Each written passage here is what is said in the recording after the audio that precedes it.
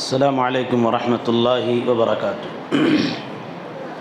الحمد للہ رب العالمین والصلاة والسلام علی رسولہ الکریم نبینا محمد وعلی آلہ وصحبہ الطیبین الطاہرین، وبعد،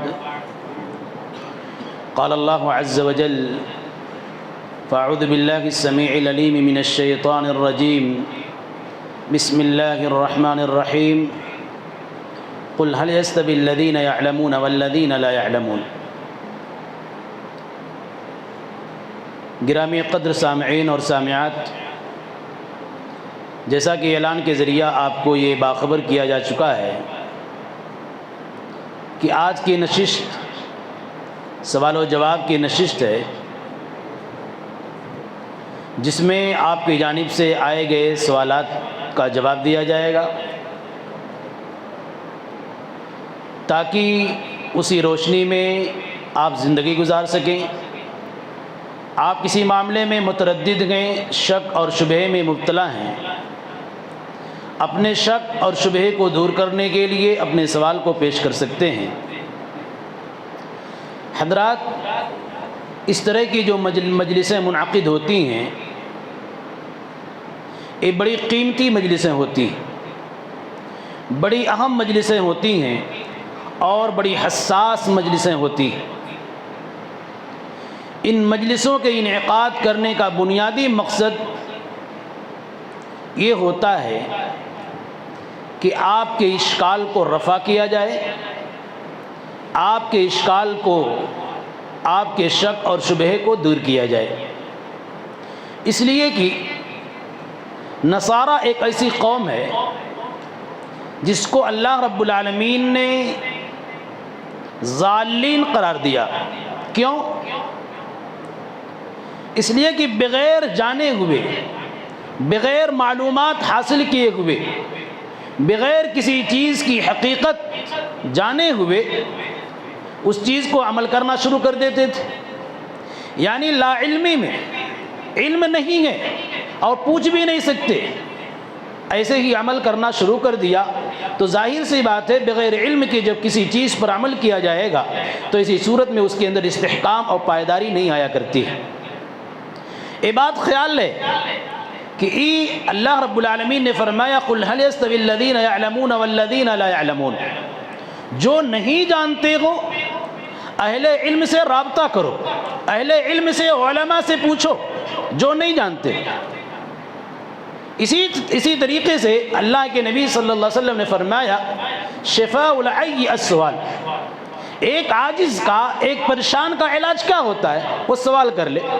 کوئی چیز آپ نہیں جانتے، بہت زمانے سے شک میں مبتلا ہیں، آپ نے سوال کر لیا اور آپ کو اطمینان مل گیا، آپ کی پریشانی کا حل آپ کو مل گیا، آپ کی پریشانی دور ہو گئی۔ یہی مقصد ہوتا ہے۔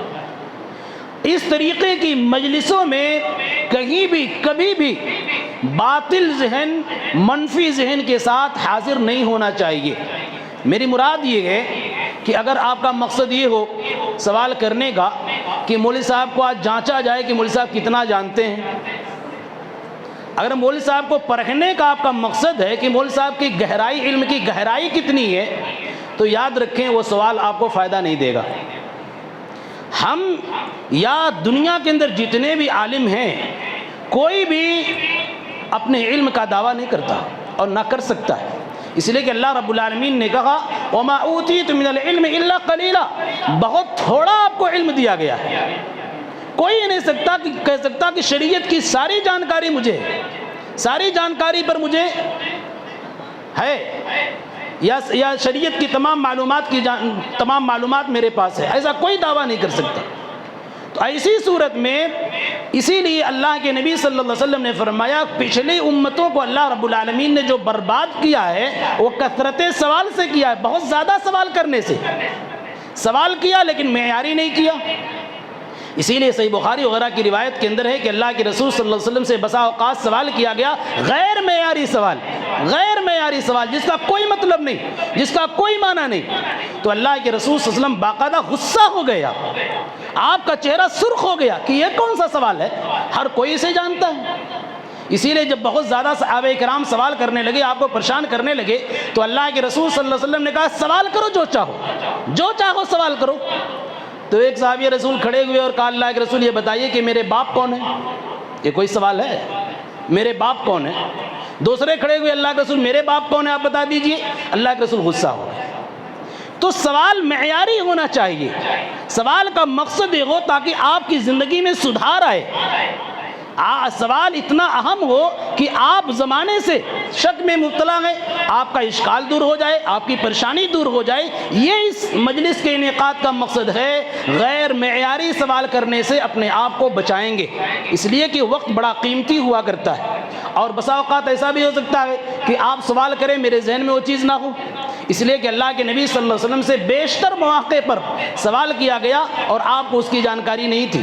آپ سے پوچھا گیا اللہ کے رسول بتائیے روح کیا ہے؟ روح وَيَسْأَلُونَكَ عَنِ الرُّوحِ، روح کیا ہے؟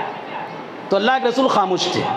اتنے میں تھوڑی دیر کے بعد وحی آئی وَيَسْأَلُونَكَ عَنِ الرُّوحِ قُلِ الرُّوحُ مِنْ أَمْرِ رَبِّي، اے نبی اب جواب دے دو ان کے سوالوں کا جواب دے دو۔ قُلِ الرُّوحُ مِنْ أَمْرِ رَبِّي، روح یہ میرے رب کے حکم کی، میرے رب کا آرڈر ہے، میرے رب کی جانب سے یہ۔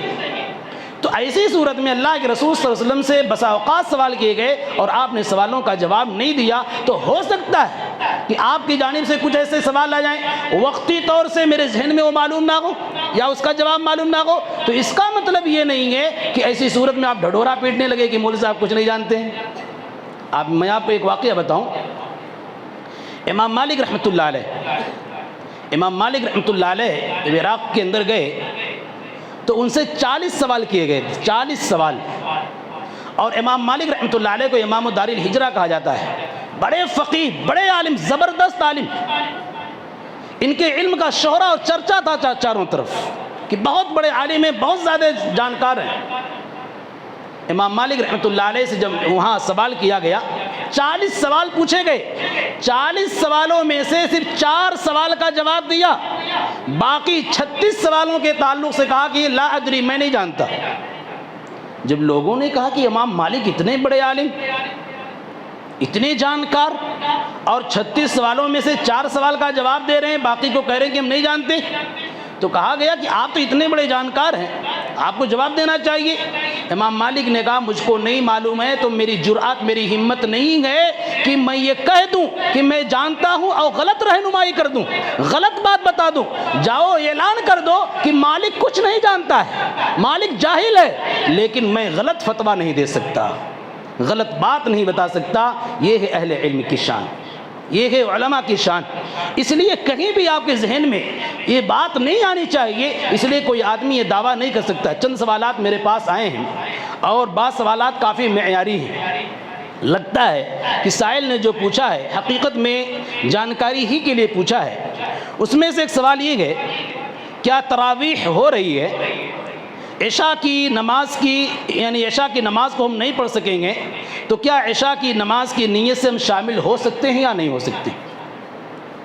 کافی بہتر سوال ہے، معیاری سوال ہے۔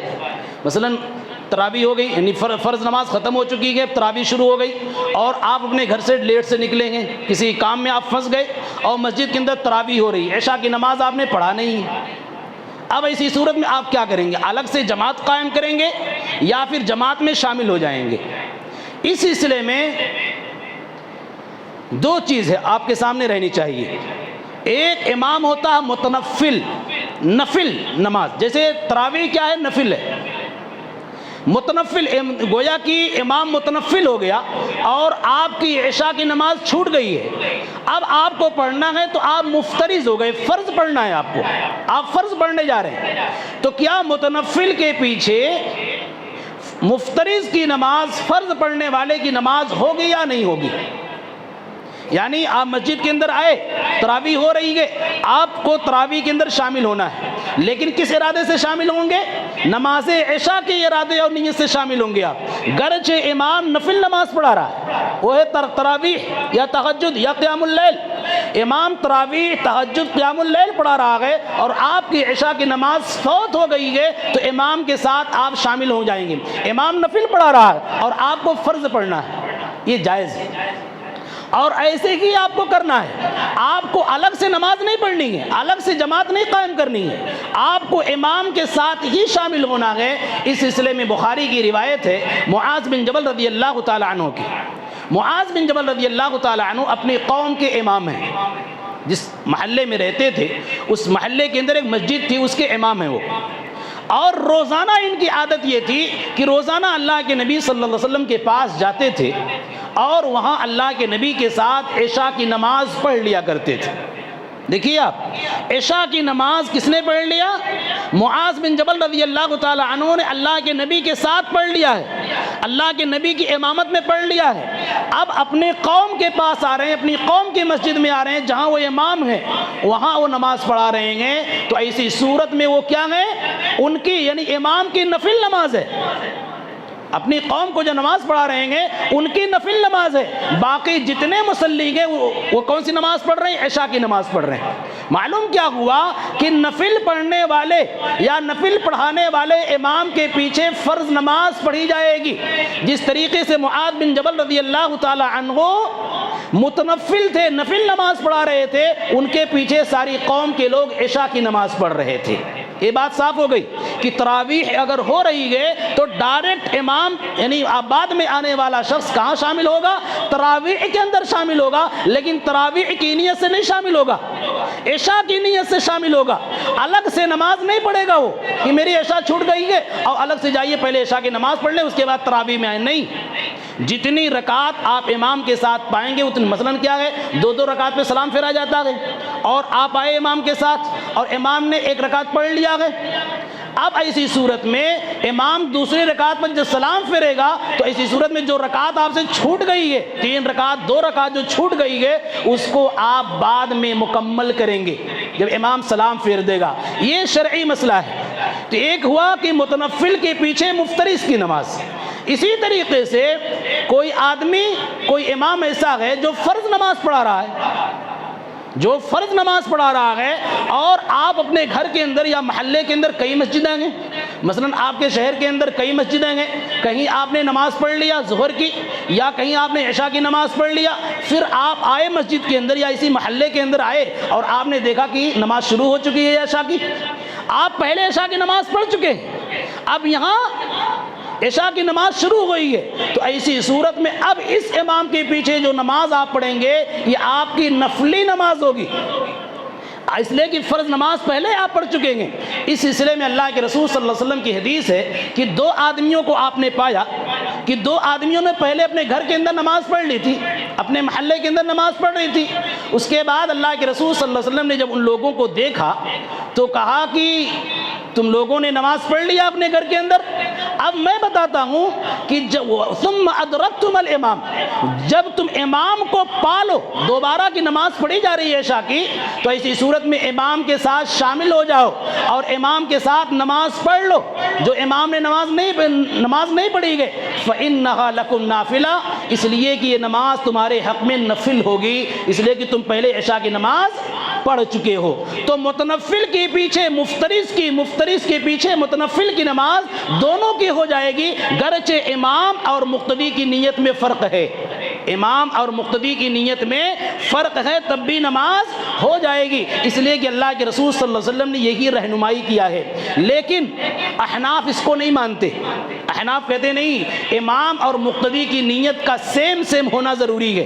اس سلسلے میں جس روایت سے استدلال کی جاتی ہے کہ فلا تختلفوا امامکم, اپنے امام کی مخالفت نہ کرو, یعنی امام جس نیت سے نماز پڑھ رہا وہی نماز تم بھی پڑھو, یہ روایت ضعیف ہے, یہ روایت حد درجہ کمزور ہے, یہ روایت قابل استدلال نہیں ہے. اس لیے راجح مسئلہ یہ معلوم ہوا کہ اگر کوئی آدمی عشاء کی نماز نہیں پڑھ سکا ہے اور تراویح کی نماز ہو رہی ہے, تو تراویح کی نماز میں عشاء کی نماز کی نیت سے شامل ہوگا, اور باقی جو رکعتیں چھوٹ گئی ہیں وہ اس کو بعد میں سلام پھیرنے کے بعد مکمل کرے گا. یہ پہلے سوال کا جواب ہوا.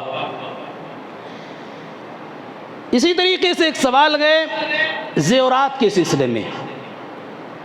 ایک شوہر ہے, ایک بیوی ہے. بیوی کی پراپرٹی بھی ظاہر ہے, اس لیے کہ بیوی کے اپنے زیورات ہوتے ہیں, بیوی کے اپنے مال ہوتے ہیں, اور شوہر کے اپنے مال ہوتے ہیں.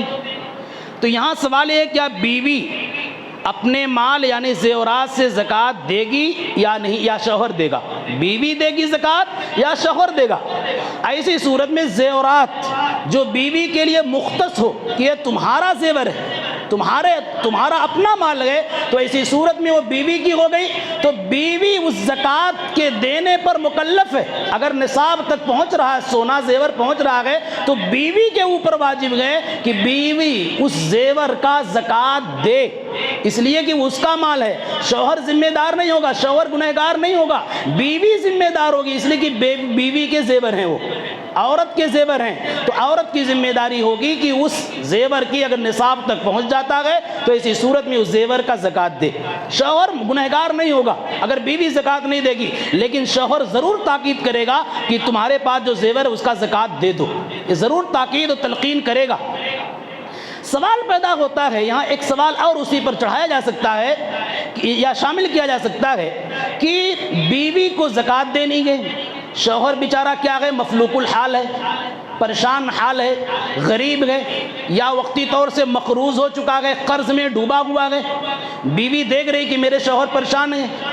اب ایسی صورت میں کیا بیوی اپنے شوہر کو زکوٰۃ دے سکتی ہے یا نہیں دے سکتی؟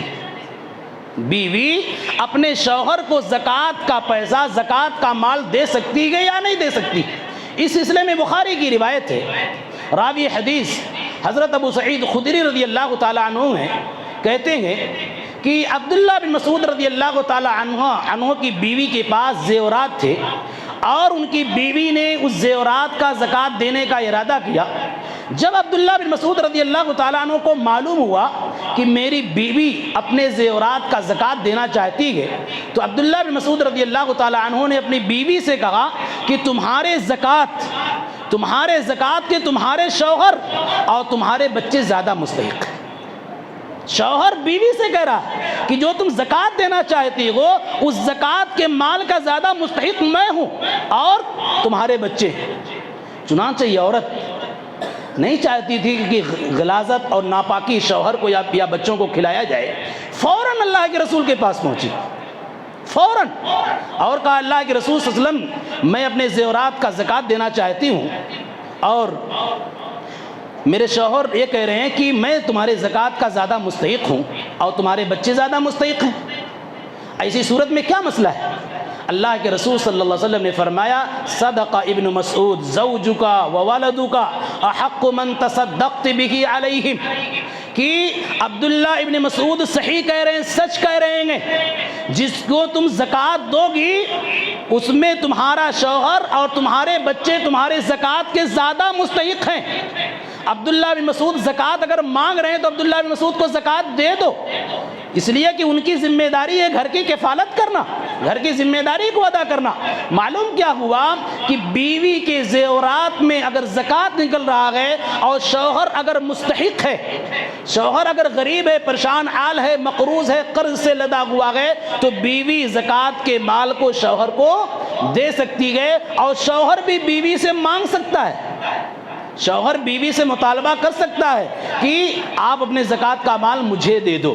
تو یہاں سے معلوم یہ ہوا کیا بیوی اپنے زیورات میں زکوٰۃ نکالے گی یا شوہر؟ بیوی مالک ہے تو بیوی نکالے گی، اور اسی طریقے سے اگر شوہر مالک ہوگا تو اسی صورت میں شوہر زکوٰۃ دے گی۔ لیکن یہاں دوسرا مسئلہ جو تھا یہ کافی اہم تھا کہ کیا شوہر اپنی بیوی سے زکوٰۃ کا مال لے سکتا ہے یا نہیں لے سکتا؟ حدیث کی روشنی میں آپ کو بتایا گیا۔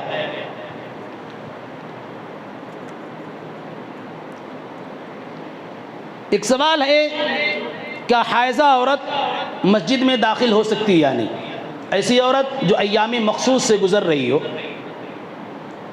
اب اس کو مسجد کے اندر آنا ہے، تعلیم یعنی درس سننے کے لیے آنا ہے، یا کوئی دینی اجتماع ہو گیا اس کے لیے آنا ہے، یا پھر کوئی ضرورت محسوس ہو گئی اس کے لیے آنا ہے، تو کیا عورت مسجد کے اندر، حائضہ عورت ایام مخصوص سے گزر رہی ہے، وہ عورت مسجد کے اندر آ سکتی ہے یا نہیں آ سکتی؟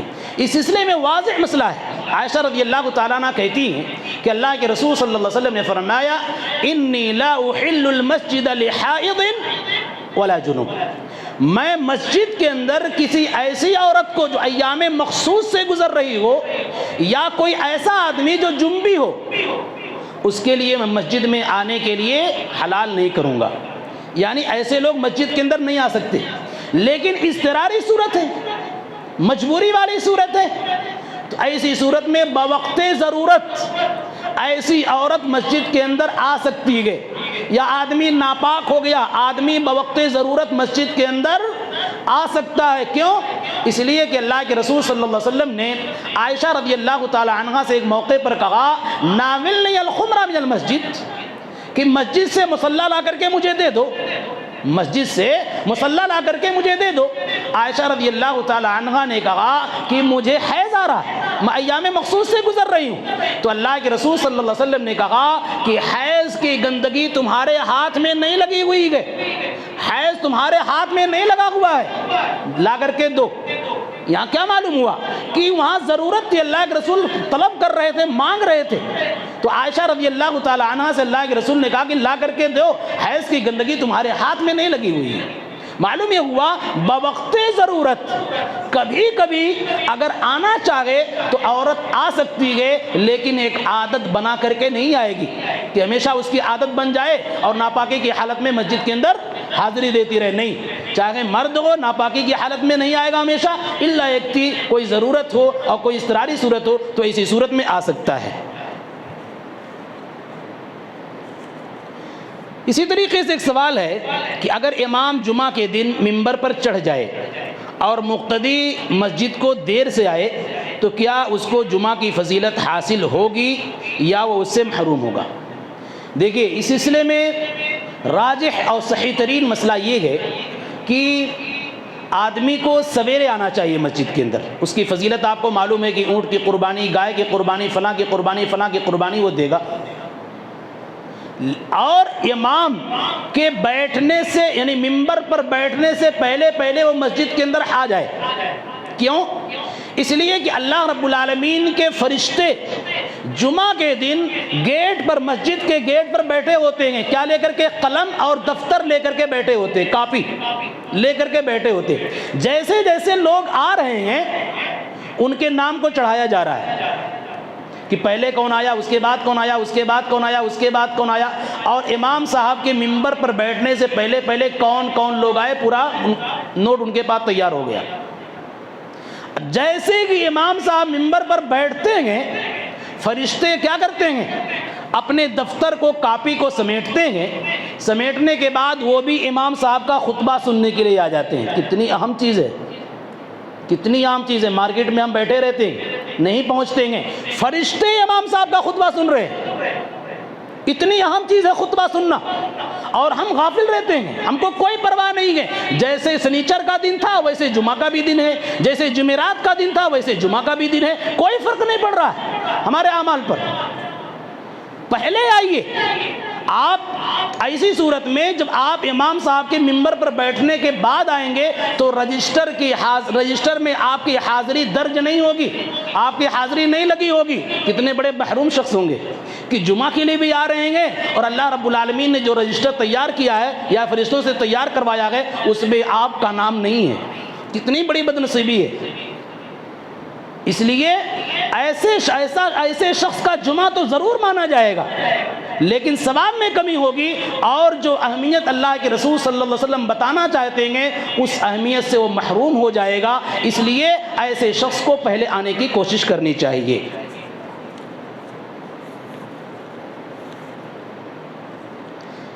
کیا بدعتی امام کے پیچھے نماز ادا کی جا سکتی ہے اس حال میں کہ مقتدی جانتا ہوں کہ امام بدعتی ہے یا مسجد بدعتیوں کی ہے؟ دیکھیے، یہ بڑا حساس مسئلہ ہے، بہت اہم سوال ہے یہ۔ اس سلسلے میں اللہ کے نبی صلی اللہ علیہ وسلم کی حدیث ہے کہ ہر کلمہ گو کے پیچھے نماز پڑھ لو، ہر کلمہ گو کے پیچھے نماز پڑھ لو۔ اور اسی طریقے سے کہ آپ جس محلے کے اندر رہتے ہیں وہاں صرف ایسی مسجد ہے جو مسجد توحید نہیں ہے، مشرکین کی ہے، اہل بدعت کی مسجد ہے وہاں، یا ایسے لوگوں کی مسجد ہے جو سنت کے مطابق نماز نہیں پڑھتے ہیں۔ آپ کو نماز بھی پڑھنا ہے، اور اللہ کے رسول صلی اللہ علیہ وسلم کی حدیث ہے من سمع النداء فلم یأت فلا صلاۃ له الا من عذر، کہ مسجد کے اندر جو آدمی اذان کی آواز سنتا ہے اس کو مسجد کے اندر آنا ضروری ہے جماعت کے ساتھ نماز پڑھنے کے لیے. گھر کے اندر بھی آپ نہیں پڑھ سکتے گے. اب ایسی صورت میں جماعت میں حاضری آپ کو دینی ہوگی، گرچہ وہ مسجد اہل بدعت کی گئے، گرچہ وہ مسجد اہل شرک کی گئے. اس لیے کہ مسجد کوئی شرک نہیں ہوتی ہے، شرک والی نہیں ہوتی ہے، مسجد والے ہوتے ہیں. مسجد کا بذات خود کوئی دخل نہیں ہوا کرتا، مسجد کی کوئی غلطی نہیں ہوتی ہے. اب ایسی صورت میں آپ کو اسی مسجد کے اندر جماعت کے ساتھ نماز پڑھنی آپ کے لیے واجب اور ضروری ہے. اگر آپ کو اطمینان نہیں ہوا کہ ہماری نماز سنت کے مطابق نہیں ہوئی، ہم کو جس طریقے سے پڑھنا چاہیے تھا، جس اطمینان کے ساتھ، جس تعدیل ارکان کے ساتھ ہم نے نہیں پڑھا ہے، آپ کو اطمینان نہیں ہو رہا ہے، تو گھر کے اندر آپ کر کے آپ اپنی نماز کو دوہرا لیجئے، دوبارہ پڑھ لیجئے، تاکہ آپ کا جو شک ہے، آپ کا جو شبہہ ہے وہ دور ہو جائے. لیکن جماعت کا ثواب آپ کو ضرور مل گیا. مسجد کے اندر آپ نے حاضری دی گئے، جماعت کا ثواب آپ کو مل گیا، اور یہ فرض جو چیز تھی وہ فرض بھی آپ نے ادا کر لی. اور جس نماز کے سلسلے میں آپ متردد تھے، شک میں مبتلا تھے، ایسی صورت میں وہ نماز بھی آپ کی ہو گئی، آپ نے اپنے گھر کے اندر دوہرا لیا اس کو. نفس مسئلہ یہ ہے کہ جس امام کے پیچھے آپ کو نماز پڑھنی ہے وہ امام حقیقت میں شرک میں مبتلا گئے، حقیقت میں بدعتی گئے تو کس بدعت کا ارتکاب کرنے والا ہے؟ بدعت کی دو قسمیں ہیں، بدعت مکفرہ، بدعت مفسقہ. بدعت مکفرہ کا مطلب ہوتا ہے کہ ایسی بدعت جس کے کرنے سے آدمی اسلام سے خارج ہو جائے، کافر ہو جائے. تو ایسی صورت میں ظاہر سی بات ہے کافر کے پیچھے نماز نہیں پڑھنی ہے.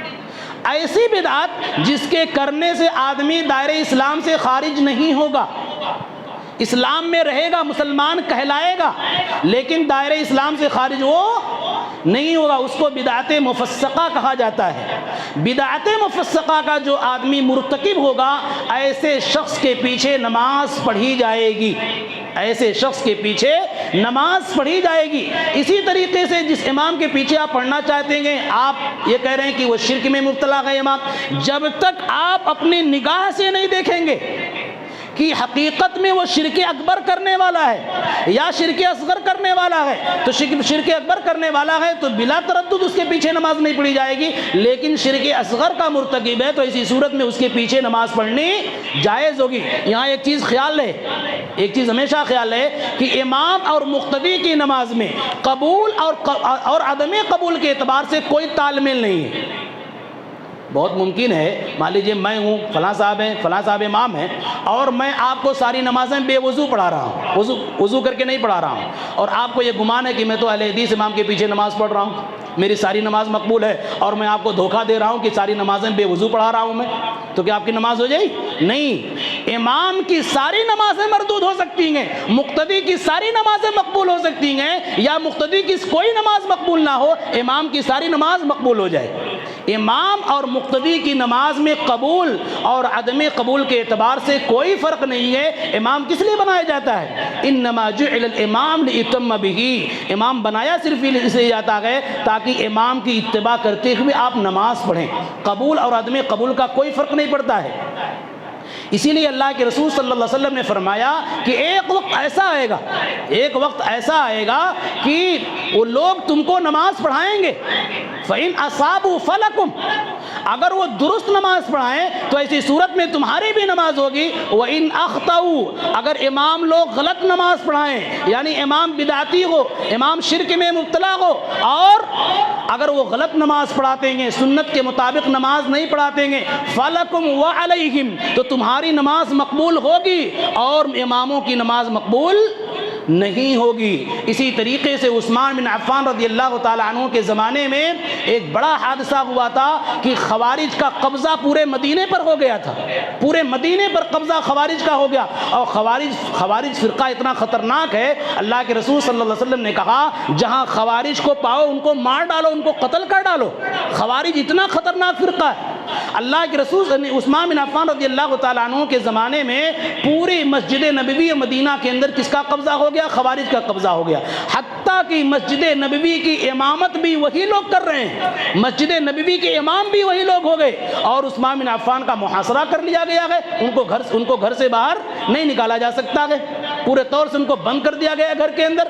ایسی صورت میں چند لوگ عثمان بن عفان رضی اللہ تعالیٰ عنہ کے پاس پہنچے اور یہ کہا کہ مسجد نبوی کے اندر جو لوگ امامت کر رہے ہیں وہ سارے کے سارے لوگ خوارج ہیں، خارجی کا مطلب جہنمی ہیں۔ عثمان بن عفان رضی اللہ تعالیٰ عنہ نے کہا کہ نماز سب سے بہترین عبادت ہوگی جو تم ادا کرو گے ان کے پیچھے۔ خوارج ہیں، جہنمی ہیں، قتل کرنے کا حکم دیا گیا ہے، اس کے باوجود اللہ کے رسول صلی اللہ علیہ وسلم کہہ رہے ہیں کہ جا کر کے تم ان کے پیچھے نماز پڑھو، نماز بہترین عبادت ہے۔ معلوم کیا ہوا؟ صرف یہ کہہ دینا کہ فلاں جماعت کا ہے تو یہ کافی نہیں ہے، دیکھا جائے گا حقیقت میں کہ امام صاحب شرک اکبر کے مرتکب ہیں کہ نہیں، بدعت مکفرہ کے مرتکب ہیں کہ نہیں، تبھی ان کے پیچھے نماز پڑھنے نہ نماز پڑھنے کا فیصلہ کیا جائے گا۔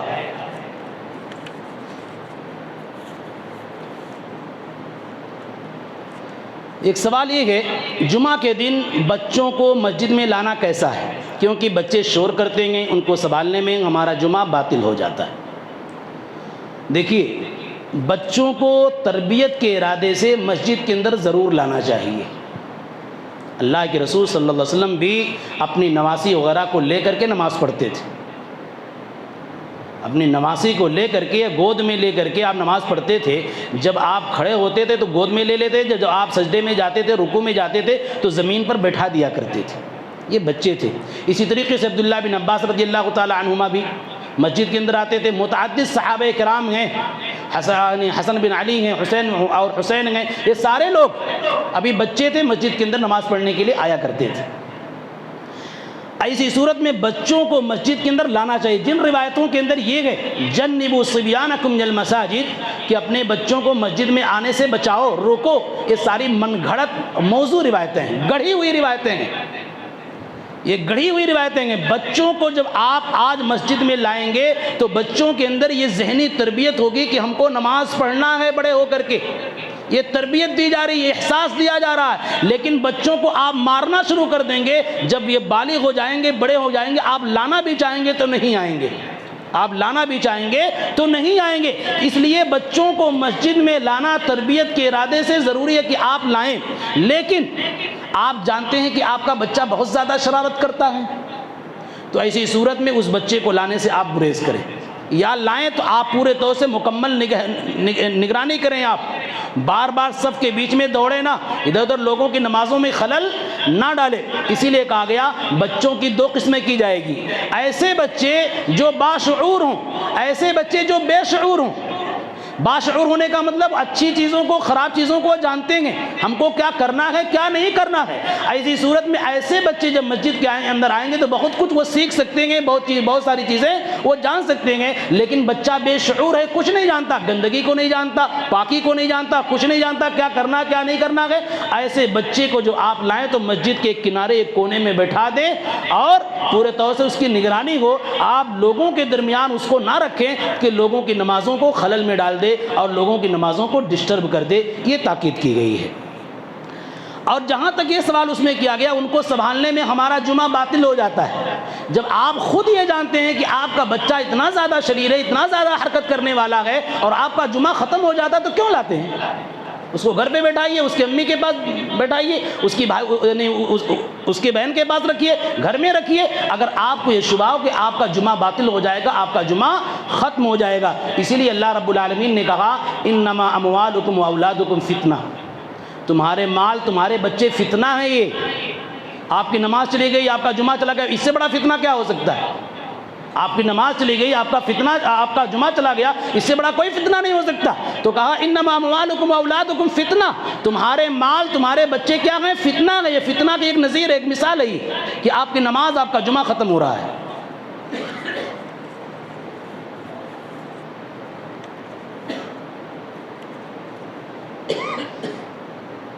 ایک سوال ہے کہ داڑھی چھوڑنے سے کتنا ثواب ملے گا؟ قرآن حدیث کی روشنی میں بیان کریں۔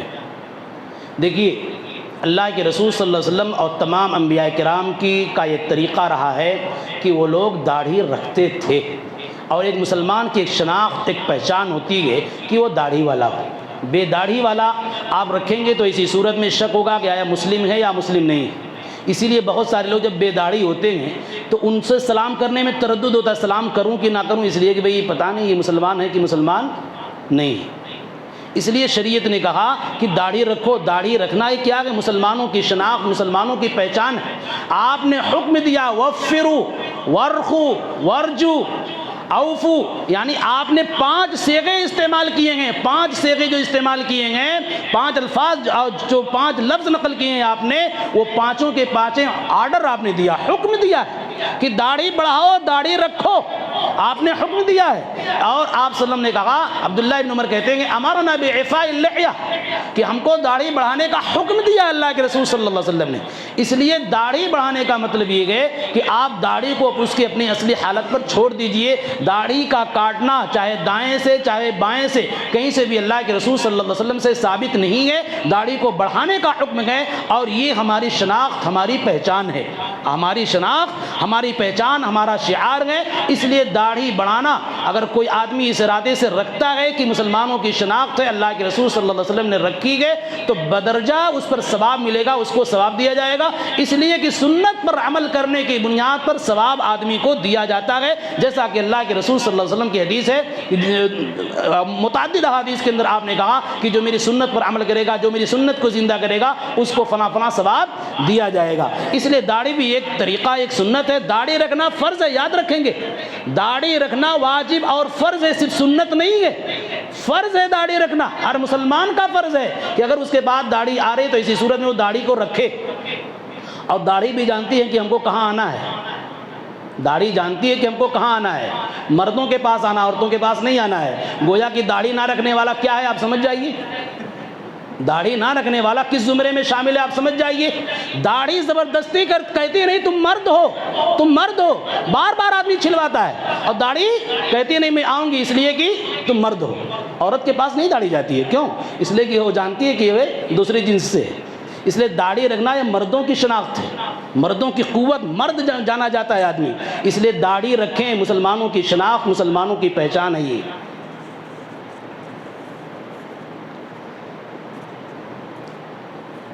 نماز جنازہ کا صحیح طریقہ کیا ہے؟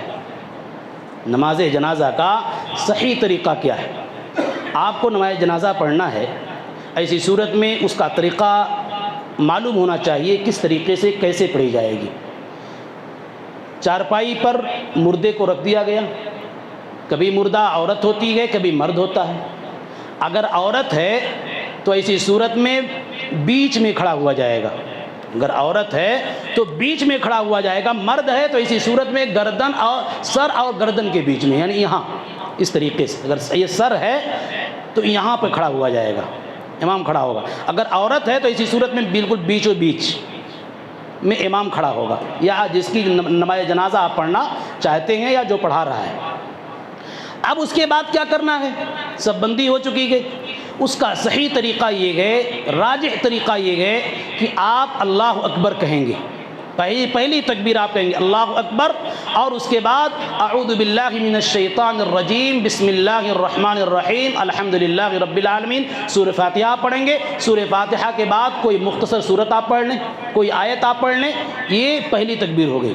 اب بعض لوگوں کے یہاں آپ دیکھیں گے، یا جو لوگ نہیں جانتے ہیں ان کے یہاں دیکھیں گے کہ پہلے ثنا پڑھتے ہیں، اس کے بعد سورہ فاتحہ پڑھتے ہیں۔ ثنا کا پڑھنا اللہ کے نبی سے ثابت نہیں ہے۔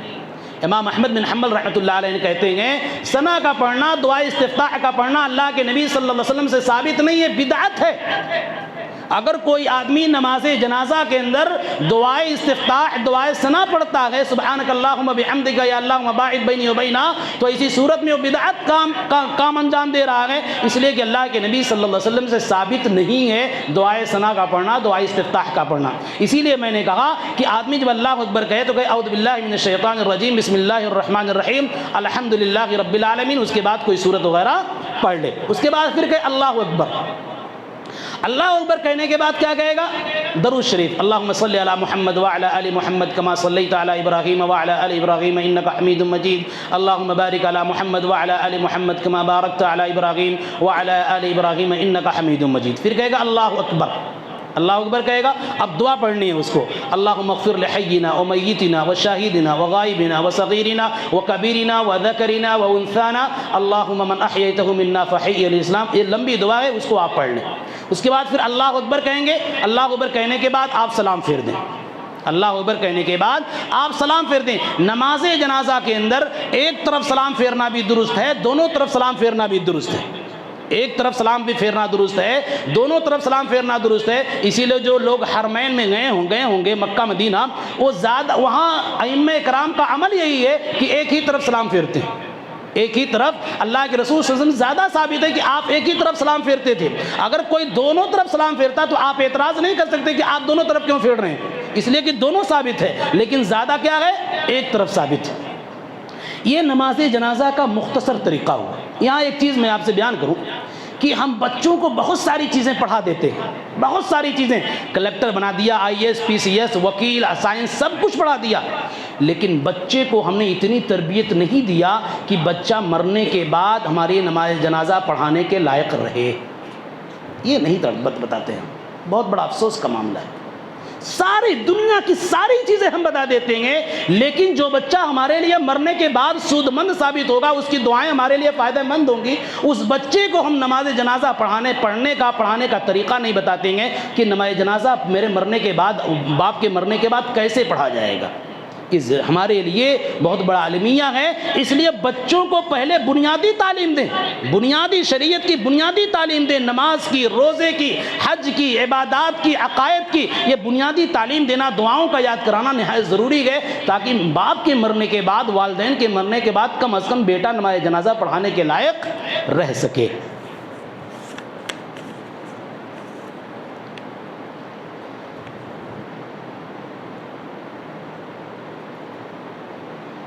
ایک سوال ہے، وتر کی نماز میں دعائے قنوت کے علاوہ مزید جامع دعا کرنا کیسا ہے؟ دیکھیے، ایک چیز ہوتی ہے دعا، ایک چیز ہوتی ہے ذکر. ایک چیز ہوتی ہے دعا، ایک چیز ہوتی ہے ذکر. اب ایسی صورت میں ایک دعا ہے قنوت نازلہ، ایک دعا ہے قنوت وتر. دونوں کے درمیان فرق ہے اور دونوں الگ الگ عبادت ہیں. ایک عبادت کو دوسرے پر قیاس نہیں کر سکتے. ایک عبادت قنوت نازلہ کب پڑھی جاتی ہے؟ جب مسلمانوں کے اوپر کوئی آفت، کوئی پریشانی، مسلمانوں پر الغار ہو، کفار کا الغار ہو رہا، کسی کا الغار ہو رہا، کوئی مسلمانوں کو ستا رہا ہے، تو مسلمان اجتماعی طور سے 5 وقتہ نمازوں میں قنوت نازلہ کا اہتمام کریں گے، ان کے لیے بد دعا کی دعا کریں گے اور اپنے لیے آسانی کی دعا کریں گے. اس کو قنوت نازلہ کہا جاتا ہے. نازلہ کے معنی ہوتے ہیں جو مصیبت درپیش ہو، جو مصیبت سامنے ہو، اس مصیبت کو ختم کرنے کے لیے دعا کرنا، اس کو قنوت نازلہ کہتے ہیں. قنوت وتر کہتے ہیں جو اذکار پر مشتمل ہے، جس ذکر کو اللہ کے رسول صلی اللہ علیہ وسلم نے اپنے نواسے حسن بن علی رضی اللہ تعالیٰ عنہ کو تعلیم دیتے ہوئے کہا تھا، کہو اللہم اہدنی فی من ہدیت وعافنی فی من عافیت. اللہ کے رسول صلی اللہ علیہ وسلم نے یہ تعلیم دیا تھا.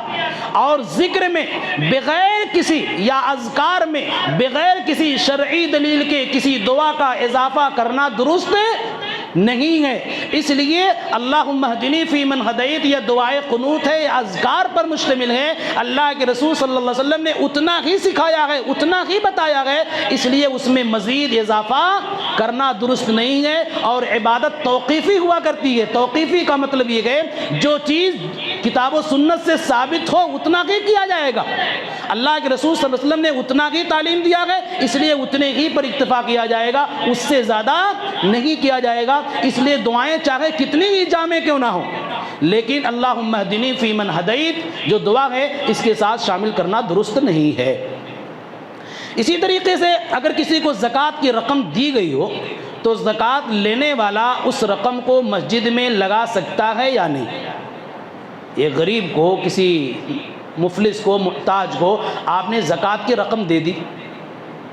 اب ایسی صورت میں وہ آدمی ثواب لینا چاہتا ہے تو مسجد کے اندر اس رقم کو دے سکتا کہ نہیں دے سکتا ہے؟ ایسا شخص بلا حرج دے سکتا ہے. اس لیے اس کے پاس جانے کے بعد اب زکوٰۃ کی جو کیفیت تھی وہ بدل گئی، حیت بدل گئی. مثلا آپ نے کسی کو زکوٰۃ دیا اور زکوٰۃ دینے کے بعد چند مالدار لوگ یا آپ ہی اس کے گھر مہمان بن گئے. ایسی صورت میں وہ چائے پلائے گا تو کہاں سے لائے گا وہ؟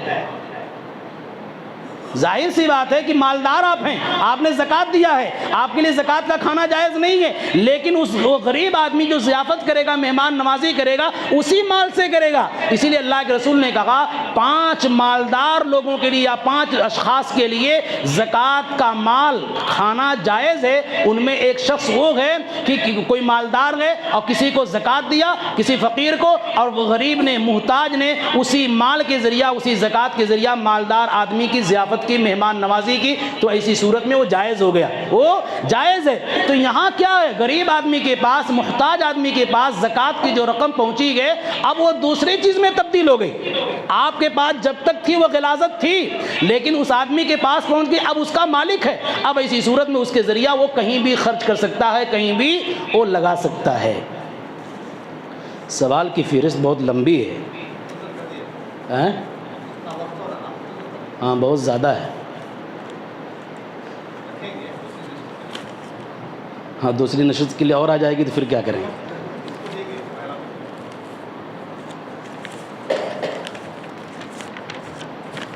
اس میں تو پورے 7 سوال ہیں۔